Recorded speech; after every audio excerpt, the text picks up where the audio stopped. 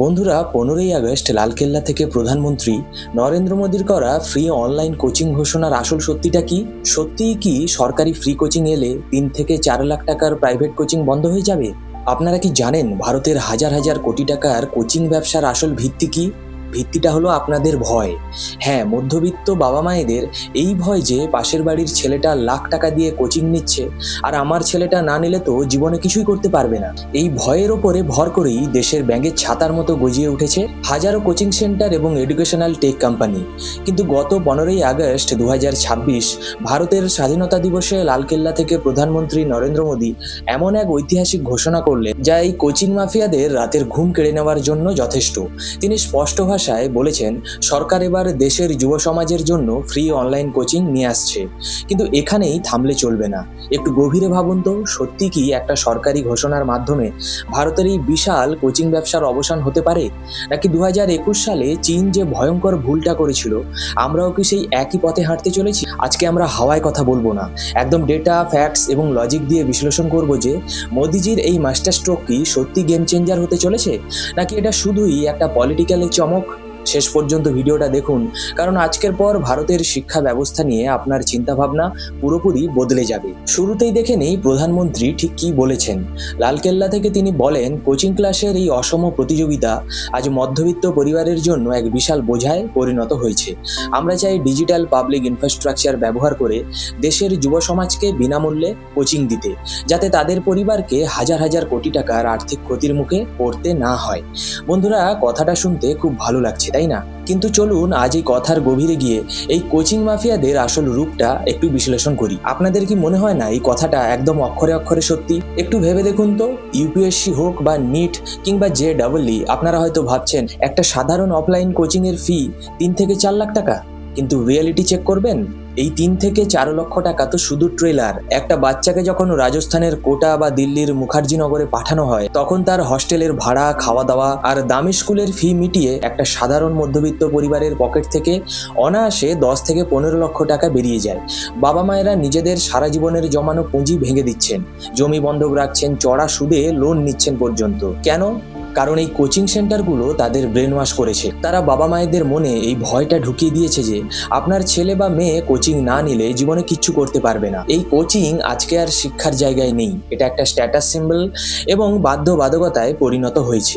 এই ইন্ডাস্ট্রিটা টিকে আছে শুধুমাত্র আপনাদের ইমোশন আর ভয়ের ওপর ভিত্তি করে। আপনারা কি জানেন, রেজাল্ট বেরোনোর পর খবরের কাগজে যে বড় বড় বিজ্ঞাপনে অল ইন্ডিয়া র্যাঙ্ক 1 বা 2 এর ছবি দেখেন, তার পেছনের আসল সত্যিটা কি? অনেক ক্ষেত্রেই এই র্যাঙ্কগুলো কোটি কোটি টাকা দিয়ে কেনা হয়, যেগুলো পরবর্তীকালে আমরা মেন স্ট্রিম মিডিয়ার অনেক খবরের চ্যানেলেও দেখে থাকি। একটা টপারকে 5টা আলাদা কোচিং সেন্টারে নিয়ে নিজেদের বলে দাবি করা হয়, আর সেই টপারের ছবি দেখে লাখ লাখ সাধারণ ছাত্রছাত্রী ওই কোচিং সেন্টারগুলোতে গিয়ে ভর্তি হয়। এটা একটা বিশাল বড় স্ক্যাম, একটা ফাঁদ। আর এই ফাঁদে পড়ে কত তরতাজা প্রাণ যে শুধু মানসিক অবসাদে আর বাবা মায়ের প্রত্যাশার চাপ মেটাতে না পেরে আত্মহত্যার পথ বেছে নিচ্ছে, তার কোনো হিসাব আছে এই মাফিয়াদের কাছে? ভারত সরকারের এই বড় ঘোষণার পেছনে আরেকটা সব থেকে বড় কারণ হলো সম্প্রতি দেশে ঘটে যাওয়া নিট পেপার লিক স্ক্যাম এবং দেশ জুড়ে হওয়া বিশাল বড় ছাত্র আন্দোলন, যেটাকে আমরা ককরোচি জনতা পার্টির আন্দোলন নামে কিছুদিন আগে শুনেছি। লক্ষ লক্ষ ছাত্রছাত্রী যখন দিল্লির যন্তর মন্তরে রাস্তায় নেমে বিক্ষোভে ফেটে পড়েছিল, তখন সরকার হাড়ে হাড়ে টের পেয়েছে যে এই কোচিং কালচার এবং আমাদের পুরো পরীক্ষার সিস্টেম ভেতর থেকে সম্পূর্ণ পচে গেছে। এই পেপার লিক চক্রের সাথেও পরোক্ষভাবে অনেক বড় বড় কোচিং সিন্ডিকেটের নাম জড়িয়ে থাকার অভিযোগ উঠেছে। ছাত্ররা দেখছে তারা দিনরাত এক করে পড়াশোনা করছে, আর যাদের কাছে কোটি কোটি টাকা আছে তারা পেপার কিনে ডাক্তার হয়ে যাচ্ছে। মেধার কোনো দামই নেই যেন আর। এই ড্যামেজ কন্ট্রোল করতেই সরকার ইতিমধ্যে IIT কানপুরের সাথে মিলে সাথী অর্থাৎ self assessment test and help for entrance exams এই নামক একটি প্ল্যাটফর্ম শুরু করেছে, যেখানে একদম ফ্রিতে স্টাডি মেটেরিয়াল, মক টেস্ট এবং লেকচার দেওয়া হচ্ছে।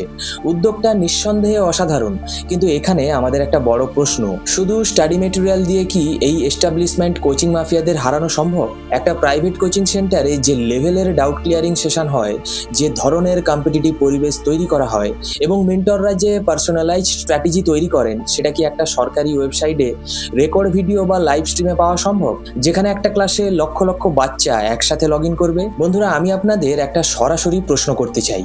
ধরে নিন সরকার কাল থেকে একদম high quality free online coaching চালু করে দিল। আপনারা কি সত্যিই আপনাদের ছেলেমেয়েদের লাখ টাকার প্রাইভেট কোচিং ছাড়িয়ে ওই সরকারি প্ল্যাটফর্মের উপর ভরসা করবেন, নাকি সেই রিস্ক নেওয়া যাবে না ভেবে প্রাইভেট কোচিংয়েই পাঠাবেন? কমেন্টে এখনই আপনাদের মতামত জানান। আপনাদের কমেন্টগুলো প্রমাণ করবে ভারতের রিয়েল মাইন্ডসেট কোন দিকে যাচ্ছে। আপনারা যদি ভাবেন যে ভারতই প্রথম এমন কোনো উদ্যোগ নিচ্ছে, তাহলে আপনি ভুল ভাবছেন। তাহলে শুনুন, আমি আপনাদের বলি আমাদের প্রতিবেশী দেশে চীন ঠিক কি করেছিল। 2021 সালে চীন সরকার ঠিক এই একই রকম সমস্যার মুখোমুখি হয়েছিল। সেখানেও প্রাইভেট টিউশন এবং কোচিংয়ের খরচা বাবা মায়েদের পাগল করে দিচ্ছিল। চীন সরকার তখন একটা চরমপন্থী সিদ্ধান্ত নেয়, যার নাম ছিল ডাবল রিডাকশন পলিসি। চীন রাতারাতি দেশের সমস্ত K-12 অর্থাৎ স্কুল লেভেলে ফর প্রফিট প্রাইভেট কোচিং নিষিদ্ধ করে দেয়। তারা বলে বেসিক শিক্ষার জন্য কেউ ব্যবসা করতে পারবে না। ফলে কি হয়েছিল জানেন? ভক্স চাইনার রিপোর্ট অনুযায়ী মাত্র 4 মাসের মধ্যে চীনে প্রায় 30 লক্ষ মানুষ চাকরি হারায়। তাদের প্রায় $100 বিলিয়ন কোচিং ইন্ডাস্ট্রি ধসে পড়ে। কিন্তু আসল টুইস্টটা তো এখানে। কোচিং বন্ধ করে কি চীনের ছাত্রদের পড়াশোনার চাপ কমেছিল? একদমই না, বরং জন্ম নিয়েছিল একটা ব্ল্যাক মার্কেট এডুকেশন সিস্টেমের। যে বড় লোকেদের কাছে টাকা ছিল তারা লুকিয়ে লুকিয়ে প্রাইভেট টিউটর রাখতে শুরু করলো, আর যারা মধ্যবিত্ত, যারা আগে হয়তো কোনো সস্তার প্যাকেজে কোচিং নিত, তারা পুরোপুরি শিক্ষার মান থেকে বঞ্চিত হলো। অর্থাৎ যে অসাম্য দূর করবার জন্য চীন এই নিয়ম এনেছিল, সেই অসাম্য আরো কয়েক গুণ বেড়ে গেল। বন্ধুরা, এখানেই আমার একটা প্রশ্ন। কোনো ইন্ডাস্ট্রির সাপ্লাই বন্ধ করলেই কি তার ডিমান্ড কমে যায়? যতক্ষণ না সরকারি স্কুলগুলোর কোয়ালিটি প্রাইভেট কোচিংয়ের লেভেলে পৌঁছচ্ছে, ততক্ষণ কি এই সমস্যার সমাধান সম্ভব? এবার আসুন ভারতের কথায়। টাইম ম্যাগাজিনের বিশ্বসেরা এডুকেশনাল টেক কোম্পানির লিস্ট দেখলে আপনি চমকে যাবেন। টপ 10-এর মধ্যে সিংহভাগ কোম্পানি ভারতের। কারণ কি? কারণ ভারতের সরকারি চাকরির বা টপ কলেজের ঢোকার সাকসেস রেট 1%-এর থেকেও কম। একটা সিস্টেমের জন্য 1000 জনের লড়াই। এই মারাত্মক কাট থ্রোট কম্পিটিশনে ছাত্ররা শুধু পড়াশোনা খোঁজে না, তারা খোঁজে এমন একজন শিক্ষককে যার পড়ানোর স্টাইল ইউনিক, যার কথা শুনলে বোরিং লাগে না, যিনি মোটিভেশন দিতে পারেন। প্রধানমন্ত্রী বলেছেন, আমরা সেরা প্রতিভাবান শিক্ষকদের এক ছাদের তলায় আনবো ডিজিটাল ইনফ্রাস্ট্রাকচারের মাধ্যমে। কিন্তু বাস্তবটা হলো, সরকারি প্ল্যাটফর্মে কি সেই একই অ্যাপ্রোচ, সেই একই এনার্জি পাওয়া যাবে যা প্রাইভেট কোম্পানিগুলো কোটি কোটি টাকা স্যালারি দিয়ে তাদের শিক্ষকদের থেকে বের করে আনে? একটু ভেবে দেখুন আমাদের দেশের সরকারি স্কুলগুলোর অবস্থা। বেশ কিছু ভালো সরকারি স্কুল নিশ্চয়ই আছে, কিন্তু বেশিরভাগ স্কুলেই আজ পর্যাপ্ত পরিমাণে পরিকাঠামোর অভাব। যদি স্কুলগুলোতেই ফান্ডামেন্টাল ক্লিয়ার হয়ে যেত, তাহলে তো ছাত্রদের লাখ লাখ টাকা দিয়ে কোচিং সেন্টারে দৌড়াতে হতো না। রোগটা আসলে লুকিয়ে আছে আমাদের বেসিক এডুকেশন সিস্টেমে, আর আমরা মলম লাগানোর চেষ্টা করছি কোচিং স্তরে। তাহলে এর সমাধান কি? ভারতের কোচিং ইন্ডাস্ট্রির কি আসলে শেষ হতে চলেছে? আমার মতে না। মোদী সরকার এই ফ্রি অনলাইন কোচিং উদ্যোগটি নিঃসন্দেহে একটি দুর্দান্ত এবং প্রশংসনীয় পদক্ষেপ নিয়েছেন।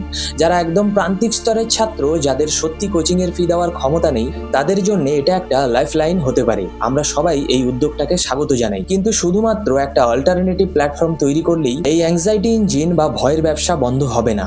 প্রাইভেট কোচিং তখনই অপ্রাসঙ্গিক হবে যখন আমাদের সরকারি স্কুলগুলোর মান এমন জায়গায় পৌঁছবে যে সেখান থেকে পাশ করে বেরোনোর পর একটা বাচ্চার আর কোনো এক্সট্রা কোচিং এর দরকার পড়বেই না। চায়না ব্যান করে যেটা করতে পারেনি, ভারত সেটা হয়তো অপশন দিয়ে করবার চেষ্টা করছে। কিন্তু আসল লড়াইটা হলো ইকুয়াল অপরচুনিটি বা সমান সুযোগের। এবার আপনার পালা। আপনাদের কি মনে হয়, সরকারের এই ফ্রি অনলাইন কোচিং কি সত্যি প্রাইভেট কোচিং মাফিয়াদের টেক্কা দিতে পারবে, নাকি এটা শুধু একটা পোর্টাল হয়েই থেকে যাবে? আপনাদের মতামত কমেন্ট সেকশনে ঝড় তুলিয়ে জানিয়ে দিন। আমি প্রত্যেকটা কমেন্ট পড়ি এবং রিপ্লাই করি। ভিডিওটি ইনফরমেটিভ এবং রিয়েলিস্টিক মনে হলে অবশ্যই লাইক করুন, বন্ধুদের সাথে প্রচুর পরিমাণে শেয়ার করুন, যাতে সবাই এই বাস্তবটা বুঝতে পারে। আর এমন ডেপথ অ্যানালাইসিস পেতে আমার ইউটিউব চ্যানেলটিকে সাবস্ক্রাইব করুন, এবং যারা ফেসবুকে দেখছেন তারা আমাকে ফলো করুন। দেখা হচ্ছে পরের ভিডিওতে। জয় হিন্দ, বন্দে মাতরম।